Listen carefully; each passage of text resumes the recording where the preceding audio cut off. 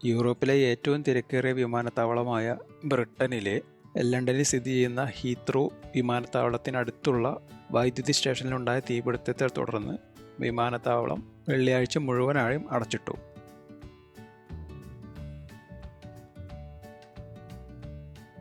ലോകത്താകമാനം 1400ഓളം വിമാന സർവീസുകളെ ഇത് ബാധിച്ചു. ഇതുമൂലം ഏകദേശം 2 ലക്ഷത്തിൽ കൂടുതൽ യാത്രക്കാർ കുടുങ്ങുകയും ചെയ്തു. എന്നാൽ ഏറ്റവും പുതിയതായി വരുന്ന ന്യൂസ്, ഇതിൻ്റെ അന്വേഷണ ചുമതല ബ്രിട്ടനിലെ സ്കോട്ട്ലൻഡ് യാർഡിൻ്റെ തീവ്രവാദ വിരുദ്ധ സ്ക്വാഡായ കൗണ്ടർ ടെററിസം സ്ക്വാഡ് SO-15 ഏറ്റെടുത്തു എന്നതാണ്. തീവ്രവാദ സംഘടനകളോ റഷ്യയോ ഇതിന് പിന്നിലുണ്ട് എന്ന സംശയമാണ് ഇതിന് കാരണം.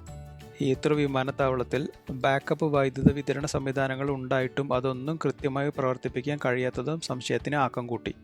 ഹീത്രൂ എയർപോർട്ടിൻ്റെ ചീഫ് എക്സിക്യൂട്ടീവ് തോമസ് വേൾഡ്ബൈക്കും ബാക്കപ്പ് സംവിധാനങ്ങൾ കൃത്യമായി പ്രവർത്തിക്കാത്തതിൻ്റെ കാരണം കൃത്യമായി പറയാൻ കഴിയുന്നില്ല. That is really for the airlines to answer, and I think that will vary depending on where we are in the world and which airlines we talk about. I'm proud of the entire ecosystem, and that's not just Heathrow, that's our airlines, our handlers. സംഭവത്തിൽ ഇതുവരെ ആളപായമൊന്നും report ചെയ്തിട്ടില്ലെങ്കിലും government ഈ സംഭവത്തെ വളരെ ഗൗരവത്തോടെയാണ് നോക്കിക്കാണുന്നത്. പ്രത്യേകിച്ച് ബ്രിട്ടനിൽ അടുത്ത കാലത്തായി തീവ്രവാദ സ്വഭാവമുള്ള ഗ്രൂപ്പുകൾ രാജ്യത്തിൻ്റെ പല ഭാഗങ്ങളിലും വെടിമുറുക്കുകയും പലതരത്തിലുള്ള തീവ്രവാദ പ്രവർത്തനങ്ങൾ നടത്തുന്നതിൻ്റെയും ന്യൂസുകൾ അടിക്കടി വരുന്ന സാഹചര്യത്തിൽ ലണ്ടനിനടുത്തുള്ള പ്രദേശങ്ങളിൽ ഇതിൻ്റെ തീവ്രത അല്പം കൂടുതലാണ് എന്നതും ഈ സംഭവത്തെക്കുറിച്ചുള്ള അന്വേഷണം ഗൗരവതരമാക്കാൻ ഗവൺമെൻറ്റിനെ പ്രേരിപ്പിക്കുന്നു. ഇതിനൊക്കെ പുറമെയാണ് ഈ അടുത്ത കാലത്തായി യൂറോപ്യൻ രാജ്യങ്ങൾ ഒറ്റക്കെട്ടായി യുക്രൈനു വേണ്ടി റഷ്യയുമായി കൊമ്പുകോർത്തത്. ഇതിൽ മുന്നിലുള്ളതും ബ്രിട്ടനാണ്. ഈ സാഹചര്യങ്ങളും കണക്കിലെടുത്തുകൊണ്ടാണ് അന്വേഷണം പുരോഗമിക്കുന്നത്. ഈ തീപിടുത്തത്തെക്കുറിച്ച് ലണ്ടൻ ഫയർ ബ്രിഗേഡിൻ്റെ വാക്കുകളിൽ, ഏകദേശം 25,000 ലിറ്റർ കൂളിംഗ് ഫ്ലൂയിഡ് നിറച്ച ഒരു ട്രാൻസ്ഫോമർ പൊട്ടിത്തെറിച്ചതിനെ തുടർന്നുണ്ടായ തീപിടുത്തമാണ് ഇത്രയും വലിയ വൈദ്യുത തടസ്സത്തിലേക്ക് നയിച്ചത്. ഇതും സംശയാസ്പദമാണ്. ഇത്രയും അധികം കൂളിംഗ് ഫ്ലൂയിഡ് ഒരുമിച്ച് നിറയ്ക്കേണ്ടതില്ല എന്നതാണ് ഇതിന് കാരണം.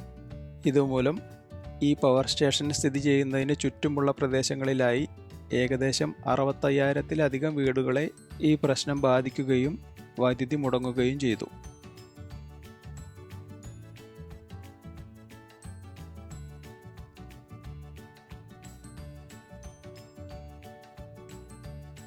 പിന്നീട് 70ഓളം ഫയർ എഞ്ചിനുകളുടെ സഹായത്തോടെയാണ് ഈ നിയന്ത്രണ വിധേയമാക്കിയത്. വൈദ്യുതി ബന്ധം പൂർണ്ണ തോതിൽ പുനഃസ്ഥാപിക്കാൻ ഇതുവരെ കഴിഞ്ഞിട്ടില്ല. ശനിയാഴ്ചയോടുകൂടി ഏറെക്കുറെ വിമാന സർവീസുകൾ പുനഃസ്ഥാപിക്കപ്പെട്ടെങ്കിലും പൂർണ്ണ തോതിലാവാൻ ആഴ്ചകളോളം എടുക്കും. ബ്രിട്ടനിലെ ഭരണ രാഷ്ട്രീയ തലത്തിലും ഇത് ചർച്ചകൾക്കും കുറ്റപ്പെടുത്തലുകൾക്കും കാരണമായിട്ടുണ്ട്.